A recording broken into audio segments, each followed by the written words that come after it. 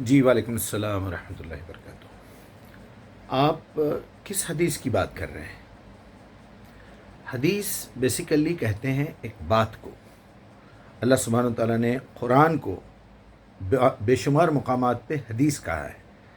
جس کی بھی کوئی بات ہو، اگر وہ اللہ کی بات ہے تو وہ اللہ کی حدیث ہے۔ خیر الحدیث کتاب اللہ کہا آپ صلی اللہ علیہ وسلم، او کما قال علیہ السلام۔ رسول اللہ صلی اللہ علیہ وسلم نے اپنی زبان مبارک سے اگر کوئی بات کہی ہے اور وہ پھیلتے پھیلتے پھیلتے بڑھتے بڑھتے آپ کے پاس پہنچی ہے، تو آپ اسے روایت کہیے کہ کسی اور کے ذریعے سے پہنچی ہے۔ اگر آپ نے خود ڈائریکٹلی سنا ہے وہ بات، ہم تو سن نہیں سکتے کیونکہ نبی صلی اللہ علیہ وسلم کے اور ہمارے درمیان 1500 سال کا فرق ہو گیا ہے۔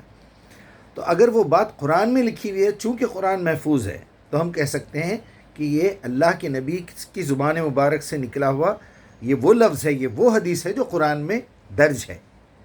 اور خیر الحدی حدی محمد، طریقہ ہدایت ڈائریکشن محمد کا ہے۔ خیر الحدیث کتاب اللہ، خیر الحدی حدی محمد۔ اس کے بعد آپ صلی اللہ علیہ وسلم نے پھر حدیث کا لفظ استعمال کیا، شر الامور محدثاتها۔ دیکھیے یہاں بھی محدثات کہا، من گھڑت باتیں، کل محدثت بدع، اور ہر من گھڑت بات جو ہے وہ گمراہی ہے، بدعت ہے، یعنی اضافہ ہے دین کے اندر۔ دین تو مکمل ہو گیا، الیوم اکملت لکم دینکم واتممت علیکم نعمتی۔ یہ قرآن مکمل ہو گئی، دین مکمل ہو گیا۔ اب دین قرآن سے آگے لے جا کے مت بتائیے آپ پلیز۔ ٹوٹل دین قرآن میں موجود ہے، اسی میں تاریخ ہے، اسی میں سنت ہے، اسی میں حدیث ہے، اسی میں کتاب ہے، اسی میں لکھاوٹ ہے۔ اچھا، میں اب آپ سے ایک چھوٹی سی بات کر کے بات اپنی ختم کروں گا۔ اگر آپ مجھ پہ یہ الزام رکھتے ہیں کہ میں منکر حدیث ہوں، تو آپ کو یہ ثابت کرنا پڑے گا کہ میں کس حدیث کا منکر ہوں۔ کیا میں قرآن کی کسی آیت کا منکر ہوں، یا میں رسول اللہ صلی اللہ علیہ وسلم کی کوئی ایسی بات جو قرآن سے میچ ہو رہی ہو اس کا منکر ہوں؟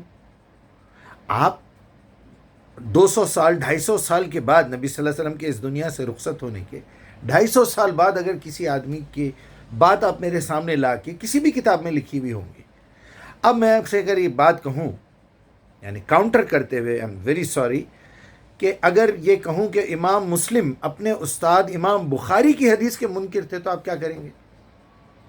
اگر حدیث ایک ہی ہے، نبی صلی اللہ علیہ وسلم نے ایک بات کسی سے کہی ہے، تو وہ بات ایز اٹ از کاپی ہونا چاہیے نا پوری دنیا تک۔ امام مالک نے سنا، امام احمد بن حنبل کو دیا، امام احمد بن حنبل نے امام ابو حنیفہ کو دیا، انہوں نے شافعی کو دیا، یا لوگوں سے پھیلتے پھیلتے بات پھیلی۔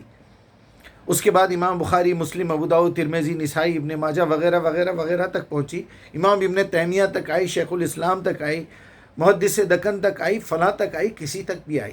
بات بدل کیوں رہی ہے؟ جس طرح آیت محفوظ ہے، اسی طرح جس طرح قرآن منتقل ہوا ہے، اسی طرح پھر یہ آپ کی روایات کیوں نہیں منتقل ہوئی؟ اختلاف کیوں کیا انہوں نے؟ ایک امام نے اپنے ہی استاد کی بات کو رد کیوں کیا؟ اس کے مختلف بات کیوں کی؟ بخاری میں آپ پڑھ لیجئے الدعاء هو العبادہ، مسلم شریف میں پڑھ لیجئے الدعاء مخ العبادہ۔ یہ کیا بات ہے؟ تو پھر یہ آپس میں منکر کیوں ہوئے ایک دوسرے کی روایات کے؟ تو روایات کا منکر ہونا کوئی بڑی بات نہیں ہے، کیونکہ ایک نارمل بات ہے۔ ایک پرائم منسٹر نے آگے کہیں تقریر کی، 5 لاکھ آدمیوں نے تقریر سنی۔ اب وہ 5 لاکھ کے 5 لاکھ آدمی اس تقریر کو اپنے گھر والوں میں جا کے اپنے انداز میں پیش کریں گے، تو اتنی بات تو آپ کی سمجھ میں آ گئی نا۔ لیکن انسان کی اپنی باتیں منتقل ہوتے ہوتے بدل سکتی ہیں، لیکن اللہ نے جس کلام کی حفاظت کا ذمہ لیا ہے، اب ہمارے پاس کیا بچا ہوا ہے؟ کیسے کسی بات کو واقعی اللہ کے نبی کی بات ہے پہچاننا ہے؟ تو سب سے پہلے ہم اس کو عقل کی عدالت میں رکھیں گے۔ یہ دیکھیں گے کہ جتنا ہم نے محمد الرسول اللہ کو پڑھا ہے قرآن کے ذریعے سے، تاریخوں میں، دوسری کتابوں میں، تورات، انجیل، زبور میں کیا کیا لکھا تھا ہمارے نبی کے بارے میں، آپ صلی اللہ علیہ وسلم نبی بننے سے پہلے کیسے تھے، ہم یہ ساری تاریخ پڑھنے کے بعد یہ انالیسس کریں گے، کیا یہ ہستی کے لیے یہ الفاظ سوٹیبل ہیں؟ پھر ہم یہ دیکھیں گے کیا اس بات کا ثبوت قرآن میں ملتا ہے، جو ہماری عقل تاریخ کو سن کے پڑھ کے لوگوں سے پتہ لگا کے قبول کر رہی ہے، کیا یہ بات قرآن سے میچ ہو رہی ہے؟ نہیں ہو رہی ہے تو ہم اس بات کو ریجیکٹ کر دیں گے۔ پھر اب ہم آئیں گے روایتوں پہ، بخاری، مسلم، سب کو پڑھیں گے، کوئی مسئلہ نہیں ہے۔ لیکن جب میں اگر مطمئن ہو جاتا ہوں کسی بات سے قرآن پہ میچ کر کے، تو پھر مجھے اوروں کی بات دیکھنے کی ضرورت کیا ہے؟ ہاں، اگر کوئی مجھ سے سوال کرے کہ بھائی فلاں کتاب میں ترمذی میں یہ روایت لکھی ہوئی ہے، بخاری اور مسلم اس کے خلاف ہیں، تو میں کہوں گا ترمذی کی بات زیادہ میچ ہو رہی ہے قرآن سے، بخاری مسلم کی میچ نہیں ہو رہی ہے۔ پھر ایک آخری دروازہ جو آج تک میں سمجھتا ہوں کسی موبائل میں، کسی ویڈیو میں آپ مجھے دیکھ کے نہیں بتا سکتے کہ کوئی یہ کہا ہو کہ بھائی آپ 5 مرتبہ اللہ کی بارگاہ میں جا رہے ہیں، 17 رکعتوں میں اہدینا الصراط المستقیم پوچھ رہے ہیں، وہاں جا کے ڈسکس کیوں نہیں کرتے اللہ سے؟ بے شک اللہ آپ کو جواب نہیں دے گا، آپ رسول نہیں ہیں، آپ نبی نہیں ہیں، لیکن آپ کے حالات بدلے گا۔